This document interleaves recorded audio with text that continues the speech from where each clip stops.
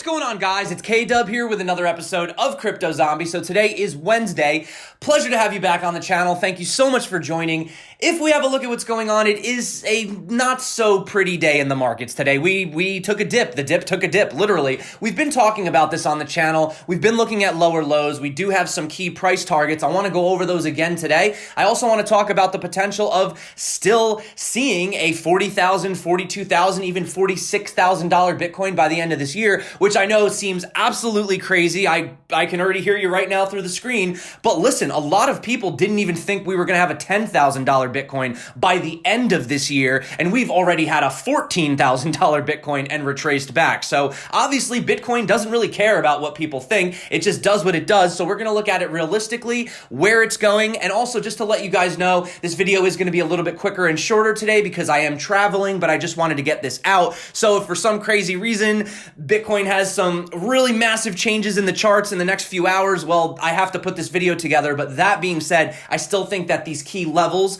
are important to look at, which is why I want you guys to definitely check this out. And, you know, if you're looking to long or short, there are some good opportunities even during the downtrend, right? Just be safe out there. But that being said, if that sounds good to you, well, you know what to do. Also, if you're not subscribed to the Crypto Zombie channel, we do this every single day, including Sundays, and we do give a Ledger Nano S away every Monday. All you have to do is drop a comment on any of the videos. Now, Bitcoin dominance is below 65%. It is down to 64.9%. What's happening in the background right now? Well, number one, you're seeing a lot of the dominance move into stable coins, right? You're seeing stable coins. Look, Tether is just moving on up over here with its market cap. The other thing is, if you notice, you are actually having some altcoins performing well. So not all of them. We're not in alt season, but we are seeing altcoins like Ren, Crypto.com, V Systems, U Network, Ontology, Bytem, Maker, BitShares, IOTA. Look, we're all having positive gains today in the market. So some altcoins are doing well and some are outperforming Bitcoin. Interestingly enough, this morning, there were some buys, but now we're noticing we've gone back to sells. So how quickly the market can change, right?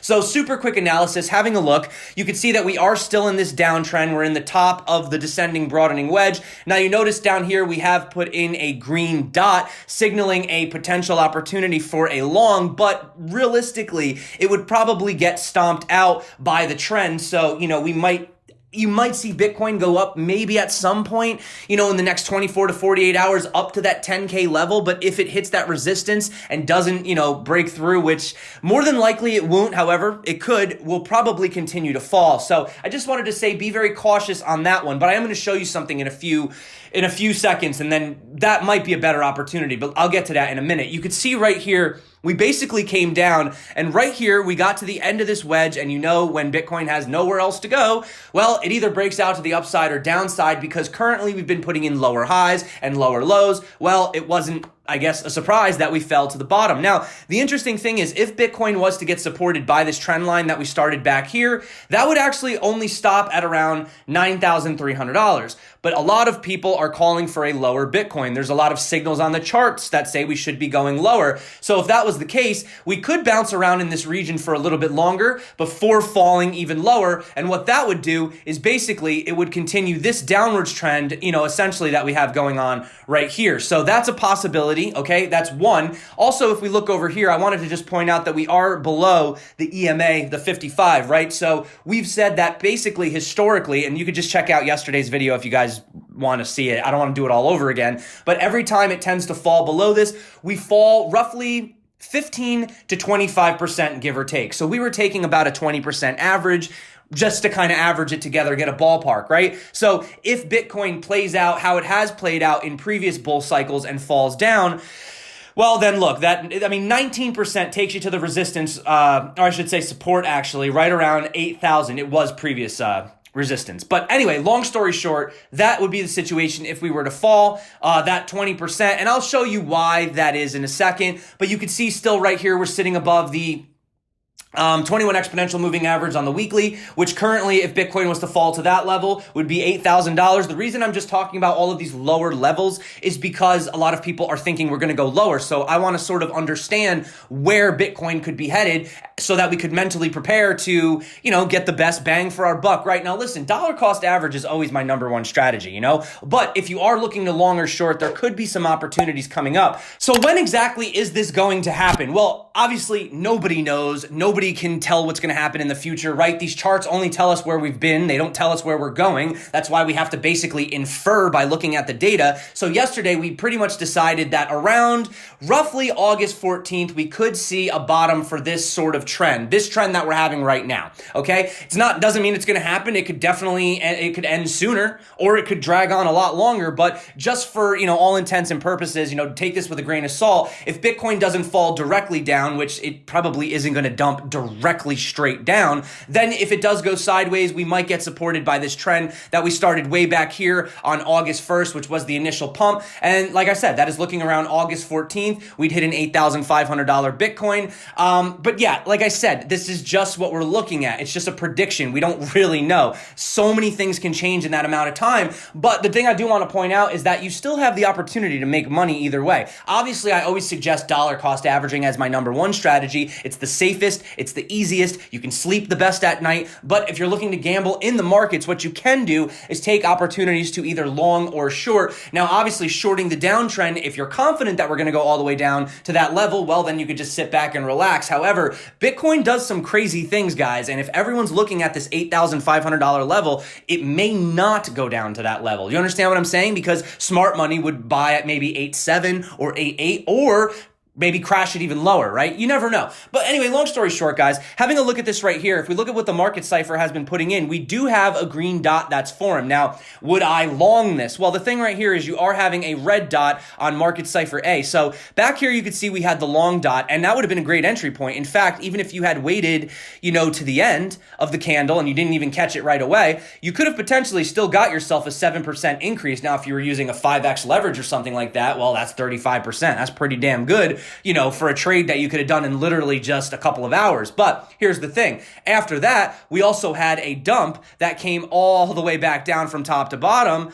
That was about 17%. So what I'm trying to basically say here is wait for the confirmation of the second one. You can see there was the second green one right here, and that one lasted a lot longer, gave you a lot more time, and gave you a lot bigger return. And like I said, assume you don't get the bottom of the wick. Assume you just get it from the middle. Yeah, that's 17% right there. So currently what I'd like to see is for a second one to confirm, and then it would be a great opportunity to potentially put in a long. Not financial advice, guys, but I do want to point out there were 8 corrections. This is according to Cartson, right? 25%, that were more than 25% during the last Bitcoin bull run in 2016, 2017. Now, we've spoken about this on the channel plenty of times. It's really different on all the charts that you look at, but the overall thing that we pretty much agree on is that 40% seems to be the amount that we don't usually go lower than that. I mean, there's a few charts that show 41. There's one that showed 44%, but you could see 40%, 25, 37, 36, 31, 39, 39, 31. You can see right here. None of them were lower than 40%. Like I said, there's a few charts that show 41, 44, but the majority, this is BLX, and this shows 40%. So having a look over here, this is the thing that I wanted to talk about. We are literally sitting on this parabolic advance. Look at this line. We are just sitting on it right now, right? So there is a chance that there may be some kind of a bounce, possibly. But the other thing is having a look at the Fibonacci retracement, the next level is actually down around the $8,900, and that would be at the 0.5, okay? Now, a lot of people look at this 0.618. That's around $7,738.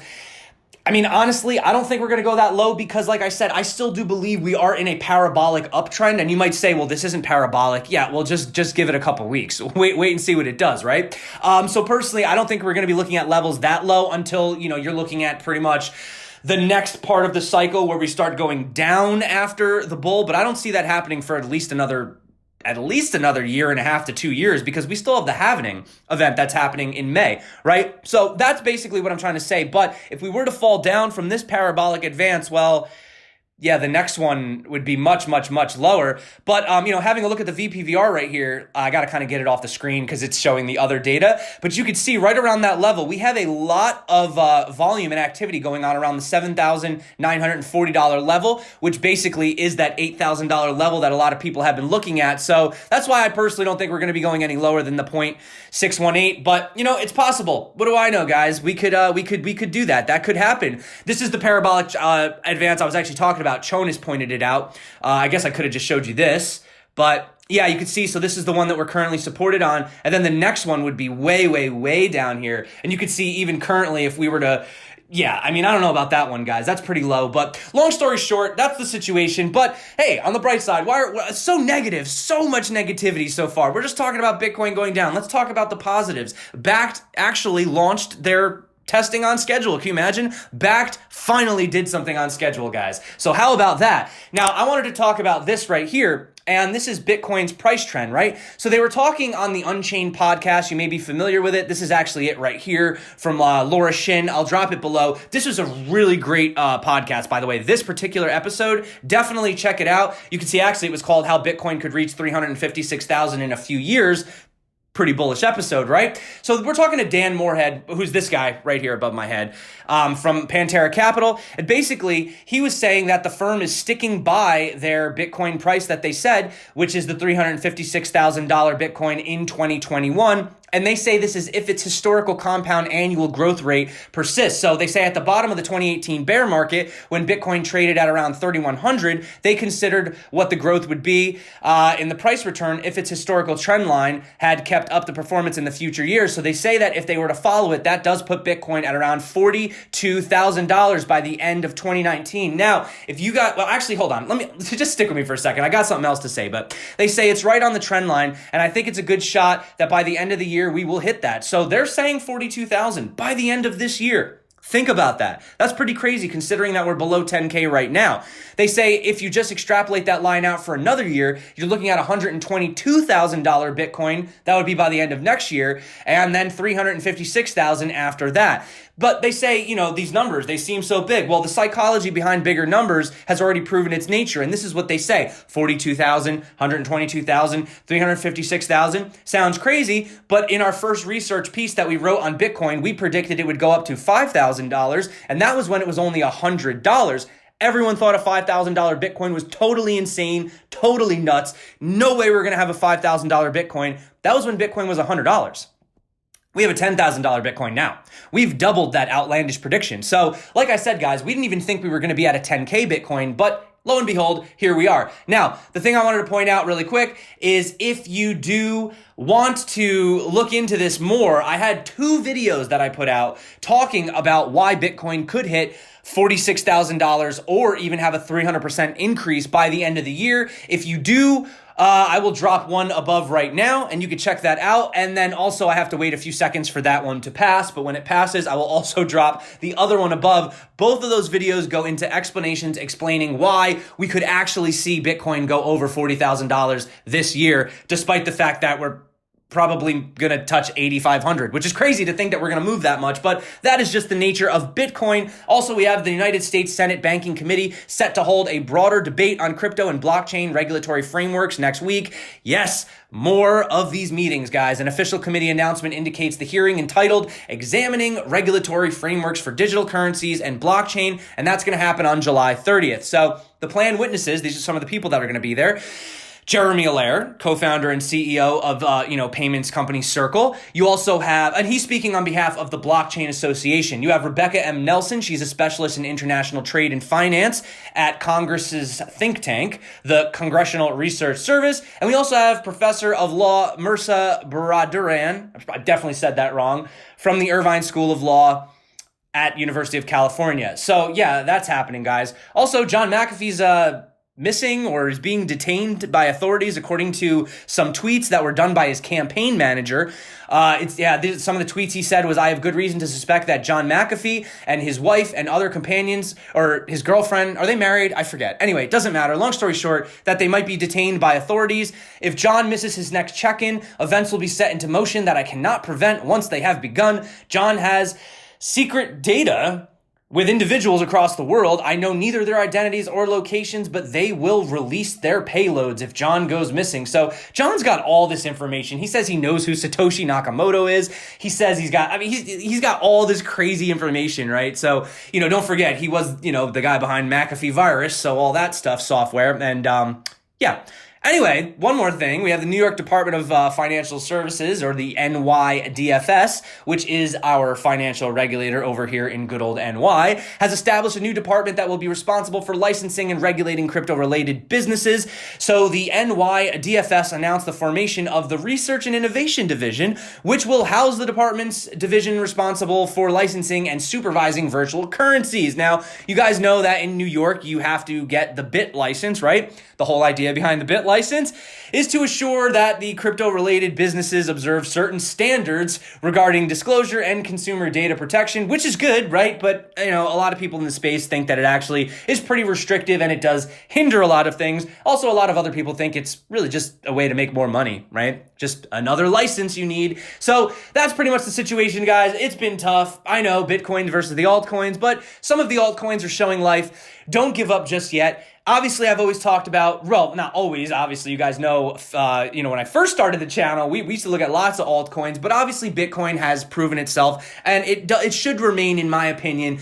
a dominant amount of your portfolio. Not financial advice, but guys, I'm holding upwards of like 85% Bitcoin now, and honestly, it's not even just because I choose to, it's because the altcoins that I were holding have continuously lost value, that my Bitcoin comparative has just gone so high. So yeah, currently right now, like, I'm not really doing anything with altcoins. I'm dollar cost averaging Bitcoin, or I'm going to move that. This is a really weird thing to be talking in front of. But yeah, so you guys know the situation. Dollar cost average. Look for those good opportunities to long or short. Don't use ridiculously high leverage. Please be safe, guys, okay? That being said, thank you so much. If this video came out a little bit late and the charts are totally different, like I said, I had to edit this video on the run. I'm on the road. I'm not on the road, but I will be. That being said, I will see you guys in San Francisco for the Tron event that's not happening, but I'm gonna be there anyway. So hey, I'll enjoy the time, man. It's always nice to see different places, get out of New York once in a while. So hope to meet some of you guys there. And that's it for me today. If you haven't got subscribed yet, you know what to do. Turn on the bell notification.